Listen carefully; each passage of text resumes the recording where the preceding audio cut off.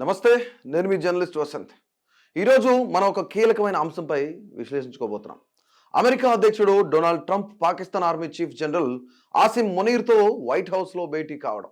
ఆ తర్వాత ఆయన చేసిన వ్యాఖ్యలు ఏవైతున్నాయో భారత్లో తీవ్ర చర్చలకు దారితీశాయి. ఈ పరిణామం భారత్ అమెరికా సంబంధాలపై ఎలాంటి ప్రభావం చూపుతుంది? అమెరికా విదేశాంగ విధానంలో ఇది ఏమైనా ఒక కొత్త మలుపా? భారత్ ఈ సవాళ్లను ఎలా ఎదుర్కొంటుంది? ఇలాంటి అనేక కోణాలను లోతుగా పరిశీలిద్దాం. అమెరికా అధ్యక్షుడు Donald Trump Pakistan army chief general Asim Munir మధ్య జరిగిన భేటీ కేవలం ఒక సాధారణ దౌత్య కార్యక్రమంగా చూడలేము. సాధారణంగా ఒక దేశాధినేత మరో దేశ ఆర్మీ చీఫ్ను పౌర అధికారాలు లేకుండా వైట్ హౌస్లో కలవడం చాలా అరుదు. ఇది పాకిస్తాన్కు ఒక ముఖ్యమైన దౌత్య ప్రోత్సాహాన్ని సూచిస్తోంది. ముఖ్యంగా ఇరాన్, ఇజ్రాయెల్ ఉద్రిక్తతల నేపథ్యంలో పాకిస్తాన్ పాత్రపై అమెరికా దృష్టి సారించుకోవచ్చని భావిస్తున్నారు. ఈ భేటీ తర్వాత అధ్యక్షుడు ట్రంప్ కాశ్మీర్ సమస్యపై పదే పదే మధ్యవర్తిత్వం వహిస్తానడం భారత్కు ఎప్పటి నుంచో ఆందోళన కలిగిస్తున్న విషయం. ప్రధాని మోడీ స్పష్టంగా కాశ్మీర్ ద్వైపాక్షిక అంశమని, మూడో పక్షం జోక్యం అంగీకారం కాదని చెప్పినప్పటికీ అధ్యక్షుడు ట్రంప్ తన వ్యాఖ్యలనే పునరావృతం చేశారు. ఇది ఒకవైపు ఆయన వ్యక్తిగత ప్రాధాన్యతలను, మరోవైపు అమెరికా విదేశాంగ విధానంలో ఉండే లావాదేవీల స్వభావాన్ని ప్రతిబింబిస్తుందని విశ్లేషణలు చెబుతున్నాయి. దీనిని గతంలో అమెరికా అనుసరించిన భారత్ పాకిస్తాన్లను సమతూకం చేసే విధానానికి తిరిగి వెళ్లే సంకేతంగా కొందరు భావిస్తున్నారు. ఈ భేటీ పాకిస్తాన్లోనే పౌర ప్రభుత్వాన్ని పక్కన పెట్టి సైనిక నాయకత్వానికి ప్రాధాన్యత ఇస్తుందని కూడా దౌత్య వర్గాలు వ్యాఖ్యానిస్తున్నాయి.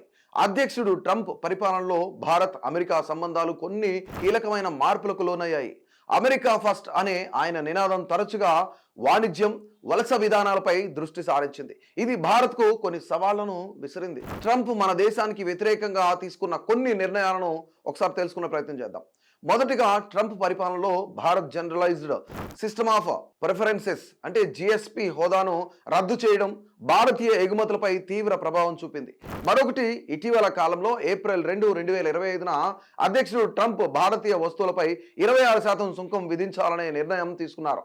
ఇది ప్రస్తుతం 90 రోజుల పాటు నిలిపివేయబడినప్పటికీ భారత్ నుండి ఎటువంటి రాయితీలను ఆశిస్తున్నారో స్పష్టం చేస్తోంది. భారత్ తన లేబర్ ఇంటెన్సివ్ రంగాలైన తోలు వస్త్రాలపై సుంకాలను తగ్గించాలని అమెరికాను కోరుతుంది.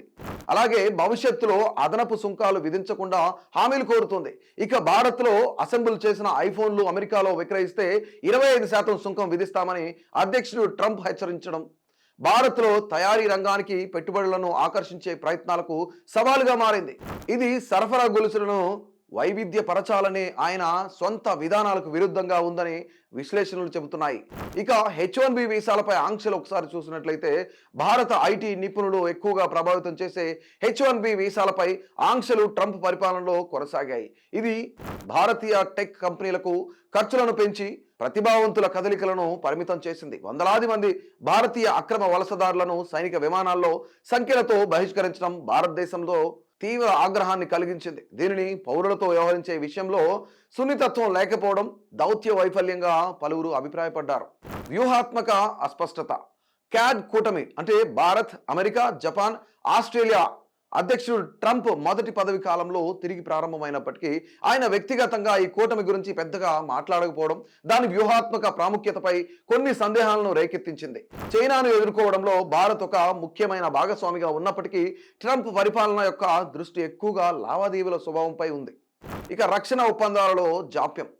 GEZ ఇంజిన్ డీల్ వంటి కీలక రక్షణ ఒప్పందాల ఆమోదంలో జాప్యం, సరఫరా గొలుసుల వైవిధ్యంపై ఆయన ఆచరణాత్మక కట్టుబాట్లకు మధ్య వైరుధ్యాన్ని చూపుతోందని పరిశీలకులు అంటున్నారు.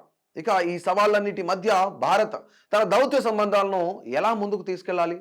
అంతర్జాతీయ సంబంధాల పరిశీలకులు ఈ విషయంలో కొన్ని కీలకమైన అంశాలను సూచిస్తున్నారు. భారత్ తన వ్యూహాత్మక స్వతంత్ర ప్రతిపత్తిని కొనసాగించడం చాలా ముఖ్యం. అంటే అమెరికాతో బలమైన సంబంధాలను కలిగి ఉంటూనే తన సొంత జాతీయ ప్రయోజనాల ఆధారంగా నిర్ణయాలు తీసుకోవాలి.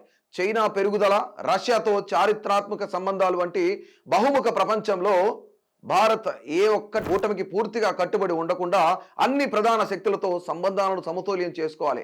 అధ్యక్షుడు ట్రంప్ యొక్క లావాదేవీల స్వభావం కారణంగా భారత్ చర్చలలో మరింత ఆచరణాత్మక విధానాన్ని అవలంబించాల్సి ఉంటుంది. వాణిజ్యం, సుంకాలు వంటి విషయంలో పరస్పర ప్రయోజనకరమైన పరిష్కారాలను కనుగొనడానికి భారత్ చురుకుగా ప్రయత్నించాలి. ముఖ్యంగా భారత్, అమెరికా మధ్య వాణిజ్యాన్ని $500 బిలియన్ పెంచాలనే ఉమ్మడి లక్ష్యం ఇరు దేశాలకు ఒక గొప్ప అవకాశం. ప్రధాని మోడీ అధ్యక్షుడు ట్రంప్తో ద్వైపాక్షిక చర్చల ద్వారానే సమస్యలను పరిష్కరించుకోవడానికి ప్రయత్నిస్తున్నారు. అదే సమయంలో క్వాడ్, బ్రిక్స్, SCO వంటి బహుపాక్షిక వేదికలలో భారత్ తన ప్రభావాన్ని బలోపేతం చేసుకుంటోంది. ప్రపంచ సమస్యలపై తన సొంత అభిప్రాయాన్ని బలంగా వినిపిస్తోంది. ఆర్థిక వృద్ధిని సాధించడం, రక్షణ తయారీని బలోపేతం చేయడం, సాంకేతిక స్వయం ప్రతిపత్తిని పెంచుకోవడం ద్వారా భారత్ తన దౌత్య స్థానాన్ని మరింత బలోపేతం చేసుకోవచ్చు. మొత్తంగా చూస్తే అధ్యక్షుడు ట్రంప్ పరిపాలనలో భారత్, అమెరికా సంబంధాలు కొన్ని కీలకమైన సవాళ్లను ఎదుర్కొంటున్నాయి. అయితే ఈ సంబంధం కేవలం ఒక దేశాధినేత వ్యక్తిగత విధానాలు, వ్యాఖ్యల వల్ల వస్తున్న మార్పుగా మాత్రమే కాకుండా లోతైన భౌగోళిక రాజకీయ పరిణామాల ఫలితంగా చూడాలి. రెండు దేశాల మధ్య రక్షణ, వ్యూహాత్మక సహకారంలో బలమైన పునాదులున్నాయి. భారత్ తన ఆచరణాత్మక, స్వయం ప్రతిపత్తి గల విదేశాంగ విధానంతో ఈ సవాళ్లను సమర్థవంతంగా ఎదుర్కొని ముందుకు సాగుతుందని అంతర్జాతీయ పరిశీలకులు అంచనా వేస్తున్నారు. ఈ దౌత్య పరిణామాలపై మీరేమనుకుంటున్నారు? మీ అభిప్రాయాన్ని కమెంట్ రూపంలో తప్పకుండా తెలియజేయండి.